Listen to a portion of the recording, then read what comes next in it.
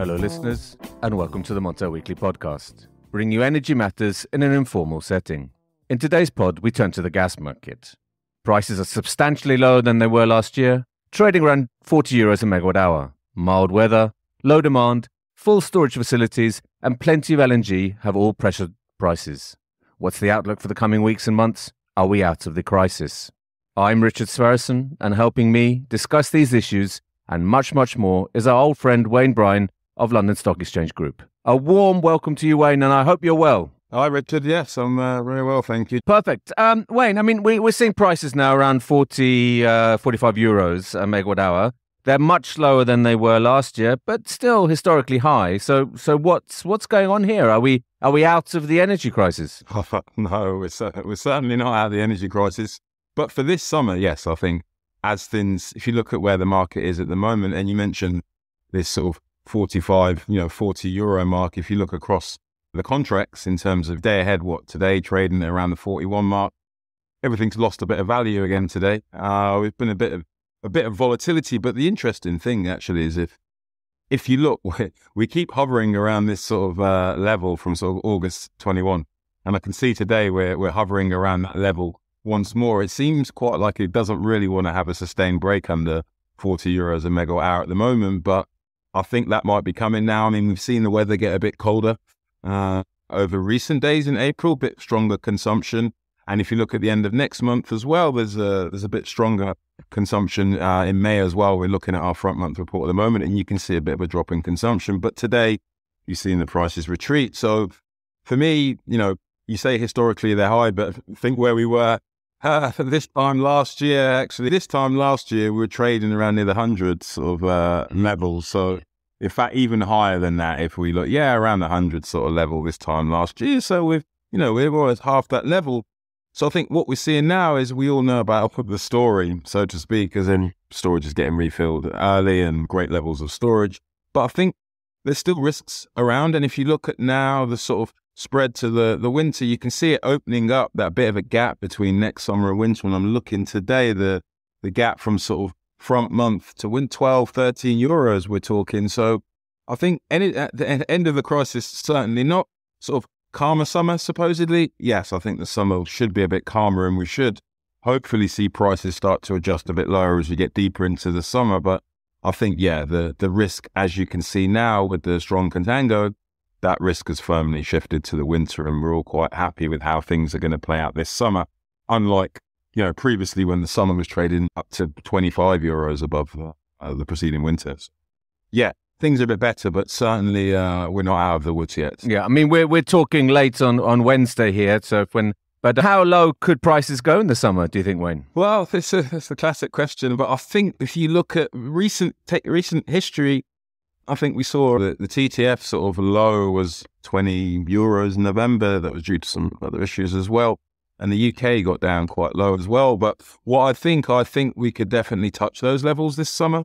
I don't say it's going to, quote me and say it's going to be sustained around that level, but I think we can get to 20 and below at some point on the day ahead contracts. I don't think the front month contracts could collapse as low, but if things run as we think, so if the LNG keeps arriving, Norwegian supply, even though we know it's a heavy maintenance period this summer, continues, and there's nothing no significant unexpected supply disruption or indeed demand as well. So that's also another bit of an uncertainty. But as it stands at the moment, I think we're in a reasonably good place. But as usual with these markets, you can never rest on your laurels, because something will always appear. And don't forget, with the Russia situation, we had a fallback. The fallback was, let's just get more LNG, our prices are so high. So what if now, for example, and I'll keep putting this question to people, where's the fallback now? So, for example, US LNG exports certainly slump, something goes wrong, or, God forbid, the Norwegian outages really ramp up, or there's some damage to infrastructure. Then what? Where's the alternative? We don't really have an alternative, do we? So for me, that tells me that risk is still present in this market, due to the fact we don't have anything else to sort of back us up at the moment if something trips or something goes drastically wrong. So bear that in mind. So it's still quite precarious then, that's what you're saying, Wayne? I'd say precarious might be a bit strong, but there's still risks there. I think precarious comes when we get to sort of maybe August, sort of September, October, might see a ramp up in Chinese demand. We might start to see a colder winter, which we haven't had. These sort of things can feed into it. And then I think we might get precarious. And you can see, like I said to you, with the sort of spreads, how they are now, that risk has certainly shifted to the winter. But yeah, precarious might be a word to use once we get close to winter for sure. And it can be precarious because of all the uncertainties and this lack of backup option, as I mentioned. But as you say, maybe a bit early to call it that. But you mentioned the spread, and the spread certainly between the front month and the coming winter has basically doubled since early March. What do you read into that? You mentioned the potential Norwegian maintenance as an upside risk.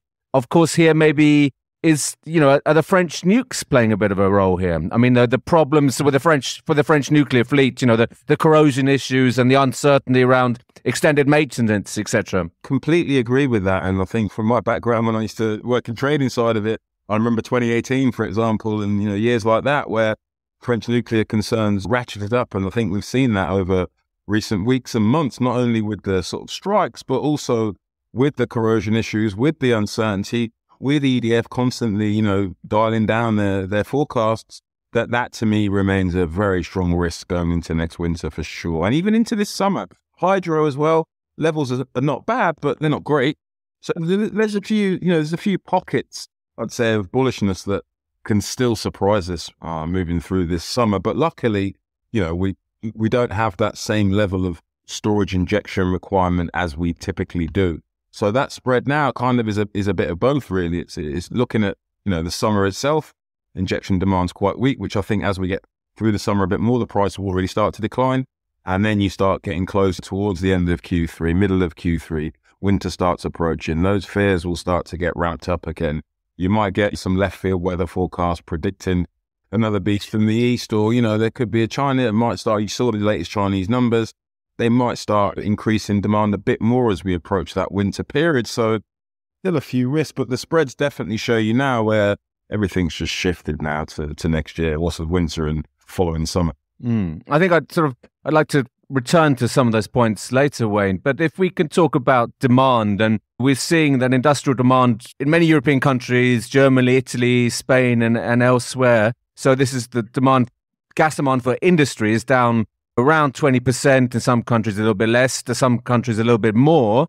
Do you think this will continue, or will the lower prices we're seeing and could see them, reduce even further in the summer, could that stimulate more gas consumption? Yeah, I think when you look at where the price is now, you definitely see some gains. But I don't think we're not returning to previous levels, but we're definitely gonna see some gains in industrial. And I think this low price environment, or lower price, still not low, is going to definitely stimulate some more industrial production coming back, especially in the real energy intensive industries. But don't forget as well, we've seen some loss of, or permanent losses of, industrial production, like BASF, for example, closing several gas intensive plants at Ludwigshafen. And again, think of the German chemical industry. It accounts for around, I think, 40% of German gas production. And, a slowdown last year, 5, 6, 7%. Again, that could continue into this summer. But we do see industrial demand actually rising a little bit, but not above previous levels. And in our recent winter outlook, we forecast industrial demand to actually, if you look at summer 23, it's going to be higher than last year. Not hugely, but it's definitely, we're looking at, I think in our forecast, last summer, Northwest Europe was around 1380 gigawatt hours per day. We think this summer that'll be around over 1420 mark. And then if you look at winter, we see an increase in the winter winter 23 compared to winter 22. And again, we're looking at around 2,000 gigawatt hours a day compared to around 1,700. So again, not quite at levels before we saw these, high gas prices curtailing industrial consumption, but for sure, we're looking for it to increase compared to previous years. And it's a kind of uncertainty how much will come back. And it's one of them things that I think if you look at how the sort of supply demand looks over the sort of coming months and into the winter, I think sort of industrial consumption and demand destruction are two areas of uncertainty. Absolutely. Would you recommend industry, some firms to lock in the current prices around 40, or Should they wait? I used to do my old job. Yeah. Yeah. When you say lock in, I mean, I was actually, I'll speak to some ex-colleagues, etc. And I think, if you're looking at sort of now at these levels compared to where you definitely look to hedge. So I wouldn't be looking to lock it all in because I still believe prices are going to edge lower over the coming months. So I wouldn't be locking it all in, but I'd definitely for sure take some risk off the table at the moment. I mean, you mentioned the numbers from China. So obviously the economy is improving there. There are some positive numbers coming out there. But do you think then that this could re-trigger competition for LNG imports for Europe? No, not just from the recent numbers, because again, if you look at them numbers in a bit more detail, a lot of that came from sort of services, not from manufacturing. If you look at Chinese wholesale LNG prices, wholesale gas prices, they're quite cheap at the moment. And also as well, if you look at sort of China themselves, they've got more gas coming through the power of Siberia, and demand still remains quite muted. And if you can see, there's still not much, pickup in demand yet from Asia as a whole. And if you look at the Asian price, I think last week it was around 12.5 euros per MMBTU. And again, it's just still weak demand at the moment, comfortable levels of storages. You've got extra coal, nuclear optimization. And this has reduced the need for these spot cargoes. And if you look at the weather outlook, close to seasonal norms, again, for next month for Northeast Asia, which should really mute demand. And we still foresee a lot of these uncommitted cargoes are going to continue to flow into Europe. Because there's the element there, as you mentioned, the full storage facilities in Northeast Asia. And also they're switching the nuclear plants back on in Japan and Korea. That also has an impact, of course. But then on the flip side, you have in May, the weather starts to get a little warmer, which could also spur cooling demand, could it not? Yes, it has. But as I just said, for next month, it's pretty much seasonal norm. So there's another month gone by. So we do see this summer Chinese LNG imports to grow. I mean, by around 3 BCM, 7.5%. But still, one of the risks actually is if it rises even further by 8-9%, etc., then we can get to sort of 6 BCM nearly. Then we're probably going to be back into strong competition. But at the moment, it's a bit too early. And how long have we all been waiting for Chinese demand to return? I think it's been on most people's radar. We've been reading about it for the past year. Everyone keeps saying, Chinese demand, big risk. So while it's still a risk, each month that goes by that we don't see firm proof of this ramp up then of demand, then I think it sort of will have a sort of subsequent effect on European gas market prices as well. But definitely there's risk premium for China remaining across the curve. And it will do, especially going into the winter. Things can change quite quickly. Do you think then when that demand comes that it could suddenly just surge? We've seen it before. Yeah. We've seen it before, a spike in prices, but I don't think it would just surge. I think the number, if the number came in and you start to see the evidence of this, more cargoes being procured, etc., then I think you'll start to see European prices rise, because we know, like when the invasion happened, our prices need to rise to attract this LNG. And I think the competition might be stiff this winter if, China do return and French nuclear are down, a few other bits and pieces are going on. Then even looking at our forecast and our research, looking at winter, you can see, even in a cold winter, there's some risks of storages getting quite low. So there's definitely, China remains on the radar, but I think sort of the risk has been overstated because it hasn't really happened yet and people have been expecting it to happen, but it most certainly is in play. I think that leads me nicely onto my next question here, Wayne, which is EU storage. I mean, we're obviously up from where we were last year.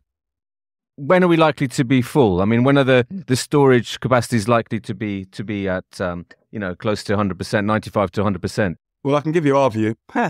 Sure, yeah. So in terms of I'm looking at Northwest Europe here, so I'm looking at the main storage inventory in Northwest Europe. And if you look now into the summer, around 50% fullness, it's only 4 terawatts short of the previous record. And if you think last year, we entered the summer, Northwest European storages were at 22%. So, huge difference. Now, if we're looking at our forecasts, we look at that by 1st of November, aggregated Northwest European storage inventory should be 94% full. That's under our central scenario, so sort of average scenario. If we go under if the weather turns even milder and demand is even softer, then we could start to see that happen even earlier. But I think as we get to sort of August, September, I think Northwest European storages are going to be in a very good place. But we certainly believe that the storage filling target, and don't forget I'm talking November the 1st now, will comfortably meet. And that's even in, our balance shows that even in any of our scenarios, so central scenario, cold scenario, and the mild scenario, we comfortably reach that target ahead of the November the 1st. So we believe, yes. Again, this assumes everything running as we think. So that's, supply, etc. No, think a normal summer, when looking at what we expect in terms of supply and demand, then we would expect, storages to start filling. I think that will have an impact. The earlier these storages start to get full, I think that's when we'll see the sort of price really start to fall. And then perhaps as we head out of, towards into the winter, and I imagine there'll be a whole plethora of different bullish drivers that we then should start to see prices really start to recover. But I think definitely the situation with this storage this summer going to be in complete contrast to last year when we were all scrambling and how are we going to do this? It was all how are we going to do it? Now we know it's more a case of when. That's what the difference is this year. You're asking me when is it going to be full before we're saying how are we going to fill it? So that kind of says it all. Or even if we can fill it, but if, yes. Exactly. And then absolutely. So that should then, if we have those levels of storage by the 1st of November, then that will alleviate concerns for the winter, of course, the next winter. No? Not really. No. Okay. It will alleviate some concerns, but like I said, for our scenarios now, and now I'm looking at winter. So I'm looking at winter. What we could see in a cold scenario, it looks like the storages would really end winter outside of the range of the previous year. So outside of the 5-year range, that's in a cold scenario. If it's mild, then, completely different, but we're still within the range. And our central scenario takes us to sort of, not the top of the range, a bit below. So the risk of gas shortages might be, minimal. However, what I can say is the risk of storages being empty is probably quite minimal unless there's a disaster. But the risk of going into next summer, there is a strong chance we'll go into next summer with storages nowhere near the level we've entered this summer. And again, we've got away with it in terms of the weather. Even though it wasn't the whole winter was warm, we had these couple of months where, demand was nowhere near what we would expect. So that risk I'm talking about are still present, and you can see that in the curve as well. I think the prices for next winter and summer reflect that risk at the moment. And I think, again, even in the winter itself, we're not going to see prices collapse. We're going to see probably, volatility start to increase again. And the competition between Asia and Europe will definitely dictate that sort of how high we're going to go. But I think it definitely won't be as easy as this summer will be in terms of this winter. It's going to be, I think, we could see a pretty tricky winter, especially, I mentioned, in a cold scenario, storages end outside of the 5-year range if we have a cold winter. But it's a big if, of course. Absolutely. And a roller coaster ride is what awaits then, really, Wayne. But and there's a few uncertainties there, like demand destruction. That's one of the big unknowns again. I mean, how much demand destruction can we have? We've seen huge levels of demand destruction that helped actually more than probably the actual mild winter. And I think that, again, is a big uncertainty for the coming months. I mean, how much do people want to sacrifice price over comfort as we move forward? And also you mentioned industrial as well, how much of that's going to recover. So there's still a few uncertainties on the demand side as well. And we know the EU extended the 15% thing until the end of March 2024. And as you know, we've all been contributing heavily to that. And I think I was reading something earlier that Spain, I think 22% last month down. So another 7% on top of the 15%. So these sort of things show that that's happening. And I think, I haven't read it yet, but the National Grid brought out their forecast today, and I think they're saying that, you can definitely see the impact of high prices on consumer behavior and consumer demand. But as you know, in the summer, it doesn't really make much difference of heating demand. But as we get into the winter again, are people sort of, are we set now on keeping sort of our heating down? And I think I've probably mentioned before that even you can see it from speaking to friends and family, and even myself, you turn down certain things, isolate radiators, underfloor heating turns into a luxury, not a normal. So these sort of things are just little seeds in your head that telling you that, I'm aware now of these high prices, and the support scheme, I think, in the UK ended at the start of this month. So for most people. So again, that might incentivize further, because even when you were getting support, I was still turning down my sort of optimizing my gas usage, even that the government was providing, I think it was on £60 a month or something support. So that's key as well, not just in the UK, but obviously across Europe. And actually, there's been a lot more. You look at Germany; they've great strides with their demand destruction. But again, will that continue? I mean, you've seen the warnings from the German government about the risk again this winter. And in fact, I even saw Gazprom piped up yesterday saying that Europe might not be able to fill its storages this summer as well. And yeah, I'm not too sure about that unless they know something we don't. So yeah, that's a bit spooky, Wayne. What do they know? Yeah. What they said, I was a bit surprised by it. They chirped up yesterday. But you mentioned Germany, and in Germany, this has been quite a historic week, because on Sunday, the German nuclear plants, the final nuclear plants were closed. Yeah, 4 gigawatts, quite substantial. Now, how will that impact gas demand going forward? Will that be met by gas, or will an acceleration of renewables partly offset that loss of nuclear capacity? Well, we've lost that 4 gig, and I think you could say it's quite remiss of them in the current situation trying to do that. And yes, it's definitely going to have an impact on gas for power, for sure. And not only that as well, you look at, we've lost another 2 gigawatts in Belgium as well versus, last summer. So that's another factor as well. And there's also, further falls in the coal and lignite availability as well. So gas is certainly going to be running a lot more. And you mentioned renewable, but don't forget, that again, intermittent, that's always one of the lowest wind outputs in recent years for Europe for some periods of last month. And that kind of shows you, even with all this increased capacity, sometimes we still end up generating less than we were 3 years ago, which goes to show you that, the sort of intermittency of wind means gas. And even more so now, especially with gas, what we expect now is gas will sort of be more or less the base load now when there's upticks in demand or, spells of low renewables, because these coal plants, quite inflexible. So for sure, we see that as we've got an increase in gas for power demand across Northwest Europe. And again, with the French as well thrown into the mix, we could have a few issues throughout this summer, even with the hydro. I mentioned earlier, hydro is not massive, but it's not great at the moment. It's not as bad as it was last summer, but it's still having an impact. And with these wind speeds, like I mentioned, if you look at the min-max of wind speeds, you can see a difference of around 21 gig of gas burn when you look at the low versus high wind years. So yeah, that decision was quite remiss for me when you think, clean, carbon-free sort of energy in light of Europe in the midst of a sort of, say crisis is probably too much of a strong word, but in the midst of strong uncertainties when it comes to supply. I think doing that, probably we could have extended it another year.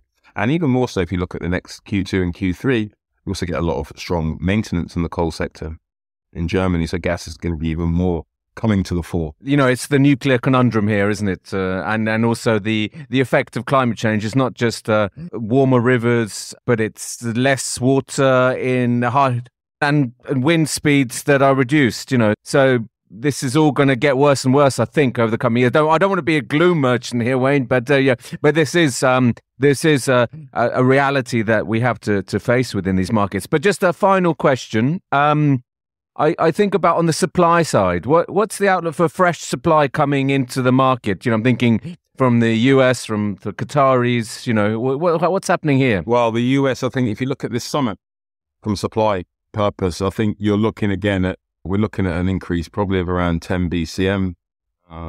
Again, it's the US. Once again, the US are there. there with their couple of new projects. And of course, you've got Mozambique as well, Coral South, Indonesia. We've got a new train, Tangoy T3. I always say that wrong. So supply is actually looking good, but you do, as you said, as we mentioned before, we know it's going to slow down and really until 2026 when we see that huge surge. So on the supply side, it's the US again driving the growth, and I think they're up this year by at least, I think it's about 5%, 6%. The US is up this year, so I think again they are there, and they're the ones that are gonna. And you've seen the number of US cargoes actually coming into Northwest Europe. It's just staggering if you look. There's quite a lot of cargoes arriving. So I think on the supply side, not too bad for this summer. But then the slowdown, as you know, over the coming years in terms of new supply coming online, again, is something to be slightly concerned about. But the US continued to be our friend, and I think if you look last year, US had, I think, 220% increase year on year in supplies to Northwest Europe. So that tells you quite a lot, really, that the US are certainly our friends, and that's why I mentioned earlier, any sort of disruption to supply from there most certainly will have an impact, and that's why I think if you look at, as I mentioned earlier, some of these curves and looking at the prices, then you can actually, see that risk is most certainly there. And the Russia situation, we didn't touch upon that either. The Russian LNG. Exactly. That's maybe potentially a ban on that, but who knows? It's still being shipped to Europe, isn't it? So and there's obviously when you look at the Russian situation as well. Even if they did ban it, I mean, it's just going to be redistributed. So really, so these cargoes will start going to Asia or to other players. So that it's a global market, LNG. It's not just, a regionalized market. So it's like with the French strikes, the LNG that's meant to go to Montoir and, into Foss. Where did it go? It didn't leave Northwest Europe. It went to the UK, it went to the Netherlands, it went to Belgium, and it ended up back in Europe. So I think that Russian situation, as much as it's, it might create some sentiment volatility, but if you look at it overall, that gas will still go somewhere. So I don't think it had a huge effect. And a lot of these contracts are long-term contracts. They said don't sign anymore. We shall see how that story develops. But again, global market, these cargoes surely are just going to be redistributed, maybe go into Asia, and then there's frees up more cargoes to come into Europe. So it's just part of the global soup, so to speak. Yeah, it's quite hard to. These are molecules, aren't they? It's quite hard to trace exactly the origin. So Wayne, always a pleasure to have you on the podcast. All the best, and thanks for your time today. You are welcome. So, listeners, you can now follow the podcast on our own Twitter account, aptly named the Montel Weekly Podcast. Please direct message any suggestions, questions, or let us know if you think you have a good idea for a guest on the show. You can also send us an email to podcast@montelnews.com. Lastly, remember to keep up to date with all that's happening in energy markets on Montel News. You can subscribe on Apple Podcasts and Spotify, or wherever you get your podcasts from. Thank you and goodbye.